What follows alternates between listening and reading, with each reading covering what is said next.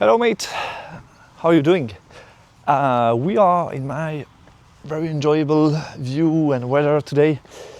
It's usually I try to pick my day when I record because it's more enjoyable for me and for you as well. Yeah, hope you're doing well. I hope you still enjoy the game. So we have now the stabilized version 305.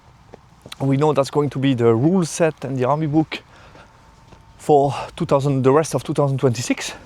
So we know we have a bit of stability. We have some things where we might think, okay, this I think is unbalanced, and I've been myself criticizing some points. Generally speaking, I think we move forward in version 3. I think it's much better than when version 3 was released. I still understand sometimes some critique point I'm listening to in comparison to the end of 2.0. Of course, version 2 at the end was very mature, was working well in terms of balance, was superior in terms of balance to the balance we have at the moment. And I think that was expected and also assumed by the staff. The fact that actually in version 3, it will take a while to get to a similar balance to what we got towards the end of version 2. And that's fine, and I think that's assumed. So we know we have a special season this year because it's still quite the beginning of version 3 and we still have unbalanced stuff. But it's getting better. I think for me, only on the movement point of view, version 3 was worth it. I think we got towards a very enjoyable movement phase and charge phase, and simplifying some of the stuff, removing some of the crazy stuff that made on the flavor, on I don't know how to call it, but I think on the flavor and thematic point of view, absolutely nonsense. And here I'm referring to the special reforms and Congo line and all that stuff, and the impossible charges, all those mechanics that you could abuse in the game due to the rule set that made on a thematic point of view no sense. So I think the fact we made all the movement phase, they made all the movement phase, charge phase, reform phase and so on, easier to understand, easier to play as well, makes the game more enjoyable. I think that's my point here. But yeah, so my message is obviously we know some of the things are broken, or not broken, but some of the things are unbalanced, let's call it that way. And that was expected somehow. So we will see how this season is going to look like. But that's my later topic. I would like to open this video, with the first topic. I've been reflecting about, in my opinion, what are the two things that stop most of the player to progress. And this at any level. Look at my recent year, we could say so, more or less. I mean, I've been playing for a while at multiple ETC and so on. A lot of tournament, competitive and so on. I'm still progressing. I still feel that if you take me 1 year ago, I've been making progress. So I think those steps, you can still progress later in the game. It's not something, okay, I'm not a beginner anymore, so I won't progress anymore. I think you can still progress later. And the two things, in my opinion, that stop most of the people who don't progress or feel they don't progress, or at least on the result perspective are not progressing. One is the mindset. You need absolutely to be open-minded and not lost into some dice thing, like, oh, I have bad dice and so on. I think the open-minded, open to critiques from your opponent, to inputs from your opponent, open to analyze yourself, your own mistakes. I think the mindset is key. So that might be the first thing, is have the open mindset. And you might think, oh, I have an open mindset, but that might not be the case. So try to reflect on that and think about the game you lost. What was your mindset? How did you react? Were you open to discuss about it with your opponent? Were you interested? I remember me when I lost some of the biggest game I lost. Yeah, I tried sometimes to play them again. At the beginning, when I was facing a much more experienced, much more veteran player, I was talking with them at the end of the game, like, what did you think I made wrong? And trying to discuss again about the macro and getting the opponent's perspective. I think that's some of the very interesting stuff, especially when you don't have a lot of experience. Excuse me for the noise in the background. I hope it's still audible for you. It's going to be a good test for my micro setup and my new camera, if it's still working fine, despite the noise of the workers in the field here. So yeah, we have one guy working in the field with the machine and it's very loud. But anyway, so that's the first aspect. If you want to progress, try to get a look at that. Are you open-minded? Is your mindset the right one to making those progress? That would be my first point. And in my opinion, the second aspect that stops most of the people as well to progress is very often to focus too much on the macro level, which, I mean, let's be honest, you see my battle report, we are all making micro mistakes, and that's part of the game, but that's not that significant, to be honest. It's not the most significant part. You might do a micro mistake from time to time that costs you a game, but it's not often the case. Very often a micro mistake can be compensated, will have an impact that is, limited on the overall game. So I think the wrong focus here would be my second point, and discuss more on the macro level, focus on the macro, like, was that play, and I have some experience, some examples in my battle report from time to time, you can try to have a look at that, but like, was this decision on a micro level sometimes could be right, but looking on a macro level, maybe not, because sometimes, it could make sense just to look at a particular situation based on stats, like this should win against that, so it's the right decision. But maybe it's a fight where, generally speaking, it's a battle where you don't have that much interest to go into combat. And maybe you have more interest to play the range damage game, so going into the combat would be playing into your opponent's strengths. So, although the charge decision might be right on a micro level, it could be wrong on a macro level.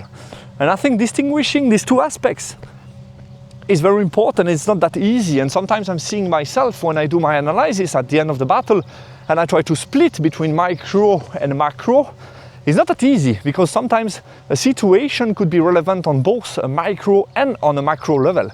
And obviously the focus on the macro and reflecting on the macro is key. And I think I could maybe to make that point a bit more global and not only about, I'm focusing on the micro details. It's not about that. It's also missing the macro analysis. I think that could be also the point, like not realizing, not identifying what are the key macro aspects during the battle that you are missing, or that you didn't analyze well, or that maybe missing the point, basically, that it was a macro situation and not only a micro situation. So I think all those aspects around the macro of the table is what makes people, I think, at the very top, is the fact that on a macro level they are often superior to their opponent. And like I said, you can still do mistakes on the micro level, and I think all of us are doing those type of mistakes. You see ETC winners, they are also doing micro mistakes. That happen, that's part of the game. It's hard to play a perfect game on all levels, macro and micro. But I think the macro run is the most relevant to make you, generally speaking, progressing and being a better player on the long hand. I think that's my point here. If you really want to improve on the long hand, stabilize your result and getting higher the tables, being in tournament, LO, team tournament and so on, I think that's the key, because if you progress on those levels, you should improve. So yeah, to sum it up, 2 points if you want to progress, 2 areas of focus in my opinion. The first one is definitely mindset. Be open-minded, be critique about your own mistake, check the stats, try to be factual and not too emotional about what's happening in games. That's the way you're going to improve. And second aspect is try to focus on a macro level. Even if some situation seems to be only micro level relevant, they could very well be more macro than micro. So try to focus on the macro, obviously deployment, obviously game choice at some moment. Think about the general context, try to move away back from the game, from being in some particular combat situation, and move a step back to come back in, okay, what type of game are we playing? Where am I winning? What is my winning pass? I'm trying to highlighting that, trying to be pedagogic, I don't know if it's the right word, but in my video, basically trying to educate you in a way by thinking very high level at the beginning of my battle report. What's my path to victory? What's my opponent path to victory? How do I put into action my path to victory? How do I stop my opponent's path to victory? And I think around those questions, you can basically, get success in most games if we're able to stick to that. So it's a lot about that, but it's very important also to put yourself in your opponent's shoes. I think it helps a lot.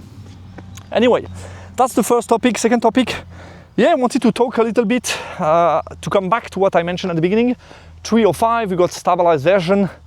We see some opportunities, I would say, some armies that are a bit over the top, and I have the feeling this ETC could be about, or not the ETC itself, but I think the strong, how should I say, the meta, the top list could be potentially about the one country that is going to have the most ID, the most things that are potentially unbalanced, too strong in books. Some of these things are common. Empire of Zonstal, Dread Elf, Kingdom of Aquitaine, really over the top since already a couple of months. Some of them have been a bit nerfed in the recent update. They didn't change anything.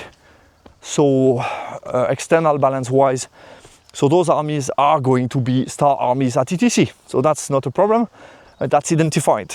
It's more about, okay, how are you going to fill the rest of your roster? How are you going to counter those top army like EOS? What are you bringing to counter that? And I'm very intrigued to see what the countries bring to ETC, what type of list we get. We might get some pleasant surprise. We might get some stuff that gets identified until ETC and could be really strong. So I'm really curious to see what they're bringing. Recently, we also have discovered the powerful of the demon phase. I think something that was completely unintended but was identified as very strong is the double master evocation, where basically you can 5 dice your second spell, and since you cast it 2 times, basically you get the -3, which helps you very much to not blow your caster. And I think that was completely unintended from the game design team, that actually on the 5 dice from the second spell, you get less of a risk to blow your mage, but still a very good risk to get it through. And I think generally speaking, in my opinion, doubling the spell is a bit of an issue. I don't like that mechanic. I prefer much better if you could only cast 1 time each spell. I think the redundant aspect of it make it a bit frustrating for the opponent. If you're facing those type of double Soul Blight, double Snipe, double Spectral Blade, to take the demon example, Magic Phase, it might be very frustrating for you because you just think, okay, you can stop one, still get the other one. So what can I do? And we're talking about Magic Phase that can reach up to 14 dice to 6 with the Sentinel of Nukuja. So he will get those spell too, which is very impressive. Obviously, demons are known for the magic, so that they get a strong magic is no issue, but I have a bit more of an issue on a design level or flavor level or feeling level at the table for doubling the spell. I think it's a bit frustrating as an opponent if you are facing that. So maybe that will be something also that shines at ETC. We will see. That could be an opportunity for demon to be a bit back. We didn't see a lot of demon until now, but since this mechanic has been discovered, we see them a bit more. So that could be something. We will see. But yeah, that might be a year where you can find some broken combos, some opportunities in book, call them how you like. But those opportunities in books could be the way to bring very strong lists at ETC and potentially shine. Looking forward to that. Myself trying out currently the Scrapling hype. So that could be also something. At least it's something that brings back the Ogre Khan towards a bit more the top of the meta, which is nice because I feel Ogre Khan haven't been in that place since a while. And I think generally speaking, one very positive of this year is the fact that we have top armies meta like Empire of Zonstal, which is an army that wasn't at that place since a very, very, very long time, maybe ever. So it's very nice to see Empire be one time the strongest army, and also Dread Elf being near the top. It's refreshing in the sense that at least it's changing from previous year, and those type of changes are very interesting. But yeah, what I'm also looking forward to, and I'm going to close on that topic, will be to analyze. I think there is no point in me at the moment making a summary of the things I would change in the current version, because we don't have a change until the end of the year. So I'm going to do that end of the year, but I'm already kind of making a list of the stuff I think is in balance, what I would do if I were them. And I'm looking forward to have that kind of content toward the end of the year, and also try to improve, because I think we have some flaws at the moment. I've been talking about stuff like I can't save the numbers. I've got the answer that the stats are not showing that it's that automatic win. Yeah, I don't know if people are tracking that correctly into new recruit, to be honest with you. Myself, I don't write very often, I don't choose very often the result. The secondary, you don't even know exactly who is getting what, because in new recruits it's written player 1, player 2, if I recall correctly. So you're not even sure. Maybe people sometimes are picking it wrong and putting the wrong secondary for the wrong player. So I wouldn't stick too much to the data here in that case, to be honest with you. And I still think concept the number is a bit too much automatic win. And from time to time I hear also top player just picking defender for the likelihood of getting the auto win secondary, especially in more stand-off games. So I think that's still something unbalanced. One of the major issues we got is obviously around the too many scoring. I've been vocal about those type of stuff, so that we have too many scoring, nothing to really give you an incentive to bring a bit less scoring, all that stuff. But I think that's part of Season Pack 2. We need to play with that. We will see obviously list with a lot of scoring, with dynamism, a lot of resources. That's the type of game we got at the moment. But that is going to change for Season Pack 3, I guess. So I mean, yeah, as long as it's always the same. If you get something slightly unbalanced, but shifting every year, I mean, at least it's refreshing. We have something new, it's new problematic. You need to find solution. It's not that unbalanced that an army would just crush the rest of the armies and you can't do anything. I still find we have solution, and every game, most of the game are playable, at least the games that we get based on team tournament. Don't have that many games that are totally unplayable. So I think as long as the games are enjoyable and you find solutions, and it's changing every year, it's fine. The main thing is the designer, improve the game year after year. And I think, if I look at the recent updates, we've been moving in the right direction. And that's, for me, key, is the fact, we are maybe not improving as fast as we would like as player. We still see flaws and problems where we say, it's obvious, that should be changed. Obviously, we are biased also as players because we have our individual perspective. So that's also something to take into account. But the main thing is, it's improving from version to version. So now let's stick with that. Some stability, I think, is welcome at this point. We would like to try out and come up with consolidated feedback towards the end of the year. So looking forward to that. Maybe I will change some of my opinion based on this season, and we will see at the end what they will change for next year, but that's not a problem at all. And I think we have an enjoyable version for now. At least that's my opinion. Anyway, guys, wish you a very pleasant day and weekend. I hope you're doing well, and looking forward to see some of you at ETC this summer. Will be nice. Take care, guys. Talk to you soon on channel. Goodbye.